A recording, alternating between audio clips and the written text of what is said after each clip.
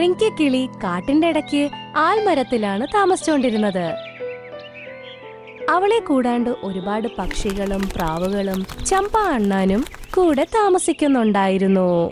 കാട്ടിലെ ഒരുപാട് മൃഗങ്ങൾക്ക് ആ മരത്തിന്റെ അടിയിലിരിക്കാൻ ഒരുപാട് ഇഷ്ടമായിരുന്നു. റിങ്കി കിളി എല്ലാ മൃഗങ്ങളെയും സ്വന്തമായിട്ട് കാണുമായിരുന്നു. അവരെ സഹായിക്കാൻ എപ്പോഴും അവൾക്ക് ഇഷ്ടമായിരുന്നു. അതുകൊണ്ട് എല്ലാ മൃഗങ്ങൾക്കും അവളോട് നല്ല ബഹുമാനമായിരുന്നു. റിങ്കി കിളിയുടെ മോള് മീനുക്കിളി അമ്മയുടെ സ്വഭാവത്തിൽ നിന്നും വിപരീതമായിരുന്നു. എപ്പോഴും സ്വന്തം കാര്യം നോക്കുകയും ആരോടും മിണ്ടാനും ഇഷ്ടമുണ്ടായിരുന്നില്ല. റിങ്കി ചേച്ചി, നോക്കിക്കേ, എന്റെ മോക്ക് എന്താ പറ്റിയെന്ന്. ഒരു മനുഷ്യക്കുഞ്ഞ് വന്നിട്ട് മരത്തിൽ ഇവൾക്കെതിരെ ഒരു കല്ലെറിഞ്ഞു. അപ്പൊ തൊട്ട് അവളുടെ നടുവിന് നല്ല വേദനയാ. അയ്യോ ചമ്പ ചേച്ചി, എനിക്ക് നന്നായിട്ട് അറിയാലോ, ഒരു അമ്മയ്ക്ക് ഒരിക്കലും സഹിക്കില്ല മക്കൾക്ക് എന്തെങ്കിലും വന്നാൽ തന്നെ. ഒരു മിനിറ്റ് കാത്തിരിക്കും, ഞാൻ നോക്കട്ടെ.